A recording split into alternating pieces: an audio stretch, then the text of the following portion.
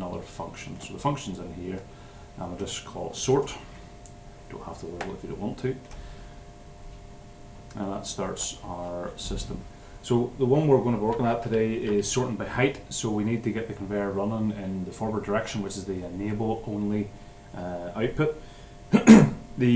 We're going to place the short pieces in the middle bin effectively via the C2 cylinder, which roughly takes about 4 seconds of travel from the first sensor, and then the tall work pieces are going to go into the C3 or the end bin, and takes roughly 4.5 seconds for travel from the second sensor. So the sorting is done by detection of parts height via the 2 sensors at the very start that you can see on the right hand side there, labeled S1 and S2. So today's video is effectively showing you, rather than just a final answer, the thought process behind how you get to there and the changes that effectively go through my mind as you go about it. As with anything with programming, it's not hard and fast. There's many ways to skin the cat, they say, and this is one method which is going to obtain a function. So first things first is we need to get the conveyor running. So we're going to use our start and stop buttons, which is our SWR and SWG. We'll test functions as we go along, and we're going to get them pulled up here now. So SWG is going to be our start command. We're going to use a SR flip-flop to latch on. Currently, there's no thought process as to what else I need to control via Q. So the SR flip-flop can directly control this this E output that I'm looking for. You need to consider whether your buttons are normally open or normally closed, of which both the red and green buttons on this device are both normally open. So we can place in our SWR into here, and that's going to control our conveyor. You can, if you so wish, can extend that purposely to have the symbol involved, if you so wish. By default, they don't put it in unless it's normally closed. So we're going to test this just to begin with. So let's get it called into our OB1. So drag and drop your FC in. That's now going to call it. And then inside our FC1, we now have a network that's going to be operating the conveyor. So enable the conveyor. So we'll test this, and to do that we need to download. So we'll compile and hopefully check everything's okay. 0 errors, 0 warnings, and we'll download. And we've already been through our setup and test. If you need to see how to do the full test and load setup, there's another video for it. So we should be downloaded, and we're going to double check that we're online. So we open up the FC1, we go on to monitor mode, and we're now going to go over and press the SWG button. So we press SWG button and hold. You'll see it goes and stays green at this instance. You can see and hopefully hear the conveyor's run. You let go of the SWG button, and obviously it maintains its latch because of the SR flip-flop. So there's our conveyor working, and then to make it stop, we're going to operate our SWR button, press and hold, and you see upon release it doesn't automatically restart. So we've got the first setup. So that's the first thing we want to do. The next thing we want to do is actually get a workpiece going and moving along it, and then being sensed in the right position. There may be other points we want to come and edit this at another stage, but we don't know just yet on our thought process. So the next thing I want to control is going to be this C2, which is going to be for the short workpieces. So short workpieces are going to be detected by the S1 sensor. Now, although I've not written it in, I have thought about what my output is. My output right now is going to be C2. So effectively, although I've not placed it on, although I have now, I know that I want my eventual output of this program for this part of it is to extend cylinder 2. So when S1 is activated, it's going to control C2 eventually. We obviously need the workpiece to transverse from one to the other.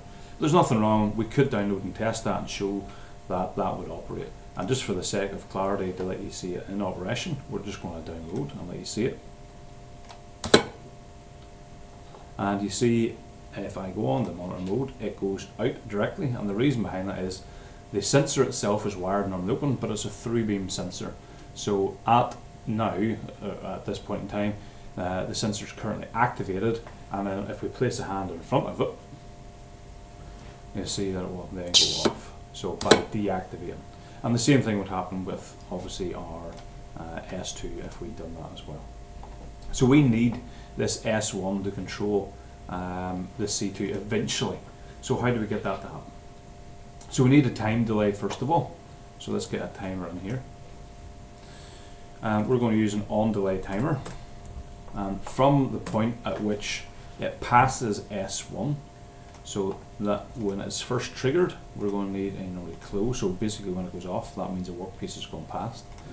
So when S1 is triggered, we start a timer, and the timer we reckon is going to be roughly 4 seconds. We can play around with the timers. So from S1 being activated, we trigger a timer for 4 seconds, which is going to give us an output 4 seconds later to control C2. Now we have a few issues with this, but we want to observe it to let you see it happen, just for the sake of the video. So we'll download this again, and we'll show you the issues that that's going to give.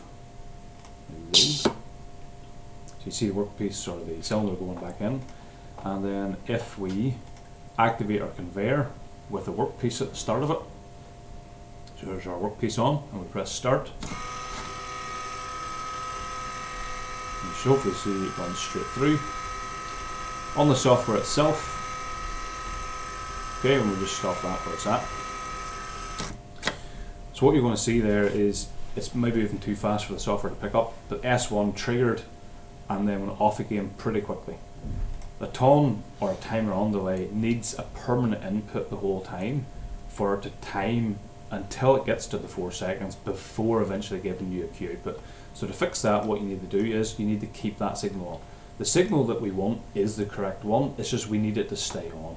So to do that, an easy way to achieve it is another SR flip-flop. So we place it in an SR. This time we're not directly controlling an item that we particularly want, so we're going to use a memory bit this time. So M0.0 is our first unused memory bit.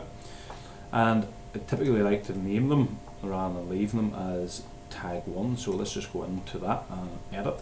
So there's our M0.0. We go in here and we're going to change that to our S1, and then just going to call underscore bit.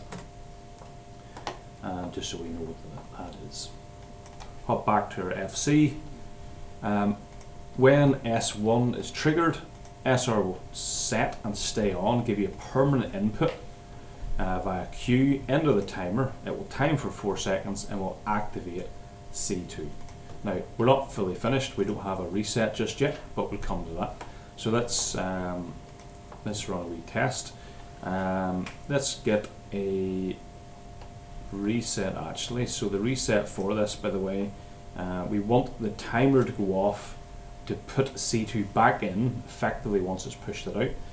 Now there's a small error mainly with the machinery rather than the program capability, and if we use the sensor for when C1, 2 or 3 are extended, it triggers it too early, and what happens is we don't get the cylinder to achieve full stroke effectively. It doesn't go fully out.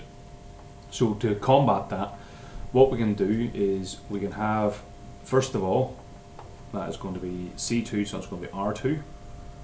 So that's the sensor telling you when the cylinder is fully extended, but that there needs to be triggered for a certain length of time. You can do that in multiple ways. We can use a timer pulse, we can use another timer on delay. But the easier method in actuality is actually change that to just be C2. So when C2 has been triggered from up here, it also self-resets basically, but we just do it via a very short time delay. So we put in another tone delay here, place it in, and we're going to put in 1 second, should do perfectly fine. So the process at the minute is S1 triggers when a part goes past it, the short piece. You set on an SR bit, so we latch the signal. It gives you a permanent input into the timer. That is a 4 second timer, which at the end of the 4 seconds triggers C2. C2 extends, which triggers this section here, which then activates a timer. After 1 second gives you an output here, Q, which resets that same memory bit again, which in turn turns off Q, turns off the timer, and then C2 should retract. So let's test this out. We need to download and update. See, everything's gone green again. We are in monitor mode anyway, so we're going to press start, or SWG.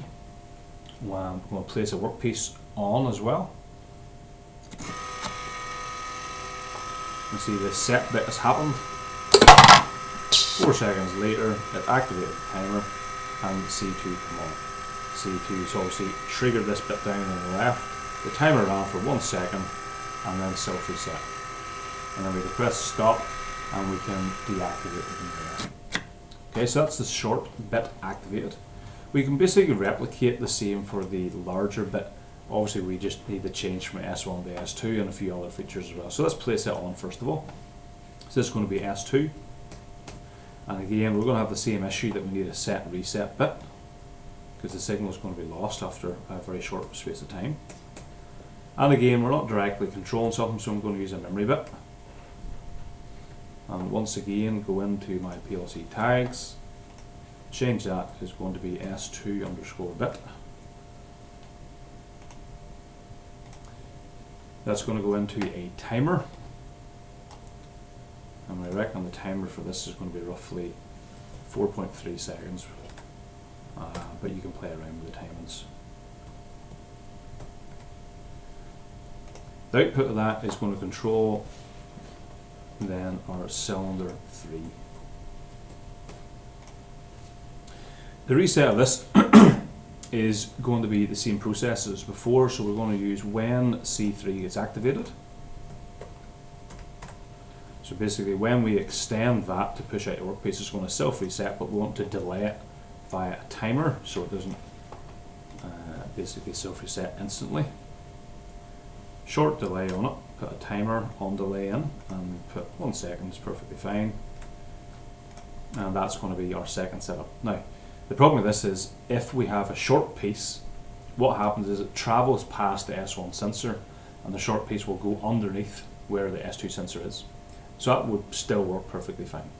The problem is going to ensue here in that when a tall piece goes in from the start of the conveyor, it's going to activate this top section here, which is the short piece.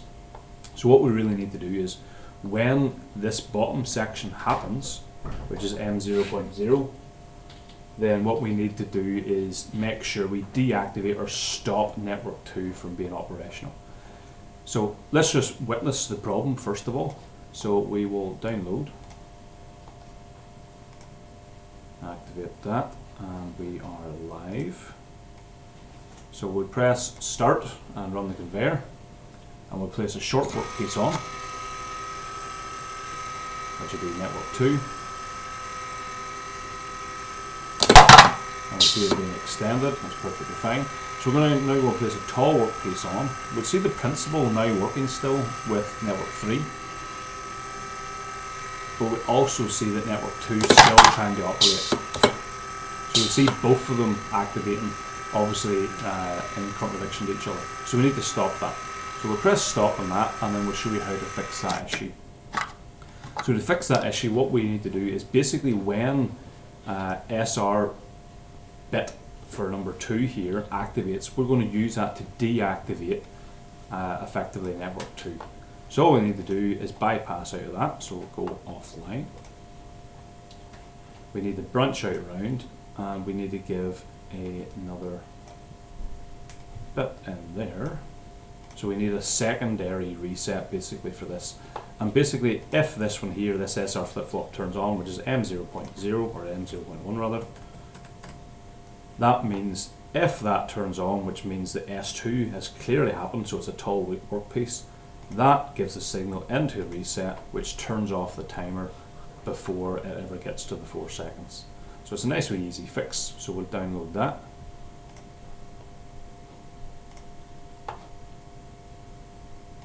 And we will go online again. And we'll observe, so we're going to press start, and we're going to put in a short workpiece here. And we'll see network 2.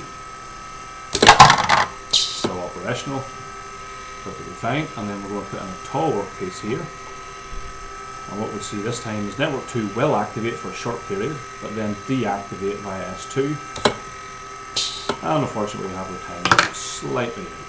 So 4.3 seconds, slightly long, All we need to do is play with the timings in that one. Let's try 4.1. For that particular bit, we will download that update.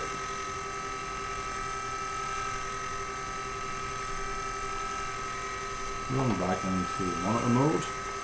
I'll try a tall workpiece again, see if we get the timings correct.